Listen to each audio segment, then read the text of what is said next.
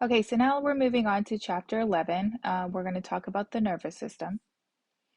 So, what is the nervous system? The nervous system is our master controlling and communicating system of the body. Basically, it's composed of cells that can communicate via two different types of signals, either an electrical signal, which is going to be a change in some sort of voltage across the membrane, or a chemical signal, such as something like a neurotransmitter. And typically, our nervous system communication is going to be rapid, and it's also going to be very specific, depending on what type of chemical um, we are using as a signal. And it's also going to cause pretty much an immediate response once we send that signal to whatever effector organ or target organ it's going to. So, the nervous system has three overlapping functions. So we start with sensory input, and that's our information gathered by our sensory receptors about our internal or external environment.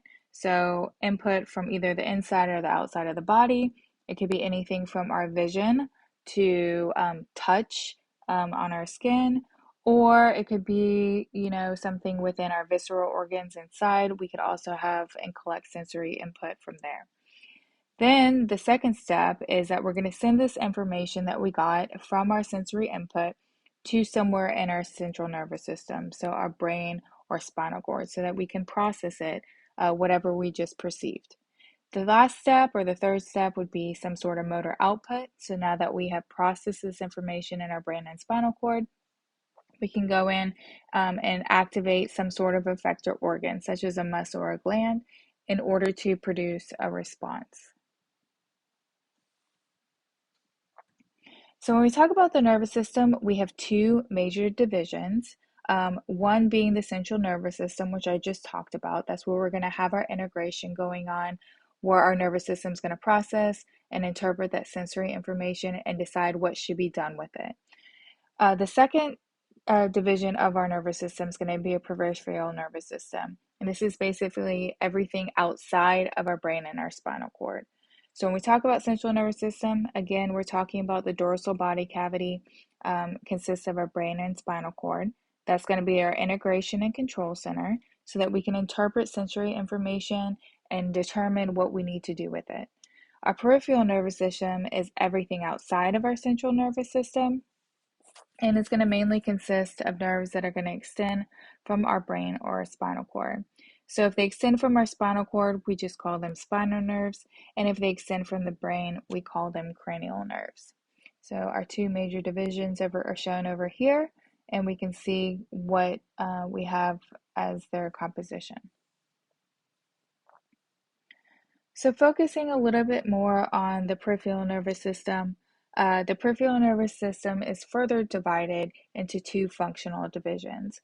And we have our sensory or afferent division, or a motor or efferent division. So if you remember, I believe it was from chapter 1 when we talked about homeostasis, I think body temperature regulation. Anything that's afferent is going to be approaching something. In this case, we're talking about our central nervous system. So if you remember, an afferent pathway approaches A, and an efferent pathway is going to exit.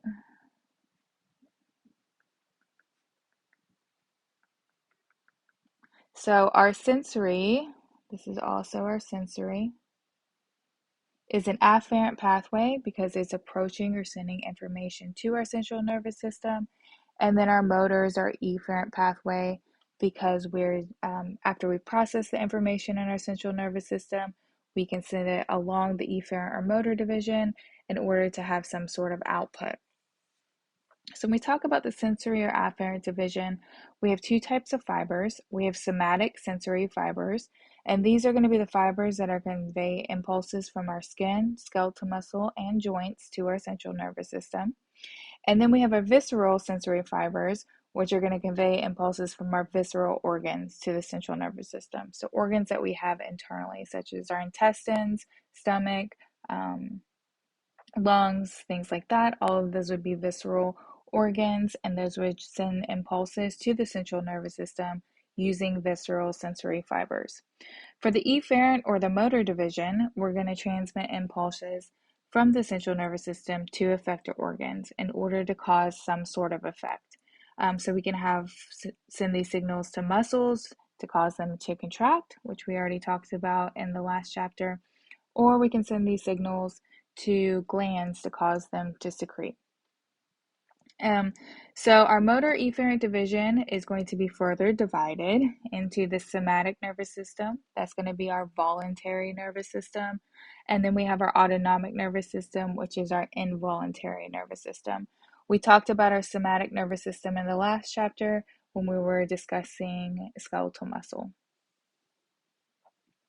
So again, just as a reminder, we already kind of covered this, so this little area is going to be brief. But our somatic nervous system is going to have motor fibers that are going to conduct impulses from our central nervous system to specifically skeletal muscle, because we do have voluntary control over that. So it allows for us to have conscious control of our skeletal muscles. We talk about our autonomic nervous system. That's going to consist again of our visceral motor nerve fibers. So one's coming from our visceral organs or going to our visceral organs. And they're going to help regulate the activity of smooth muscle, cardiac muscle, and glands, all of which are under involuntary control, which is why they fall under the autonomic nervous system. And then when we talk about the autonomic nervous system, that's going to be further divided into two functional subdivisions. So we have our sympathetic and our parasympathetic, and they typically work in opposition to each other. So when one is stimulated, the other is going to be inhibited. So sympathetic is going to be our nervous system that's going to be activated when we're doing some sort of activity. You may have heard it being referenced as your fight or flight system. And then we have our parasympathetic nervous system, which is going to help conserve energy. So this could be referenced as your rest and digest system. This table is a really good breakdown of everything that I just talked about, how we divide up our nervous system.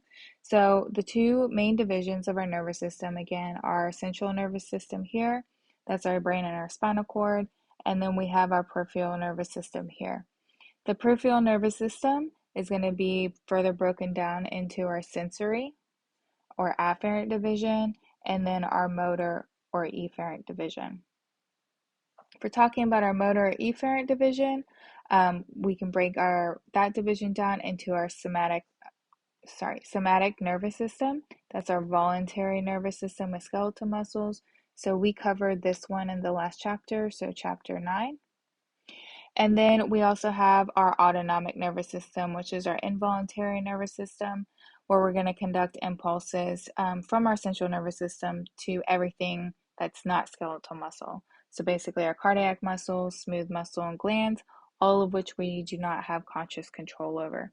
And when we talk about the division, our ANS, that we do not have control over, that's further broken down into our sympathetic, so in times of activity, versus our parasympathetic division, which is responsible for our time at rest to help conserve energy. So moving on to neuroglia.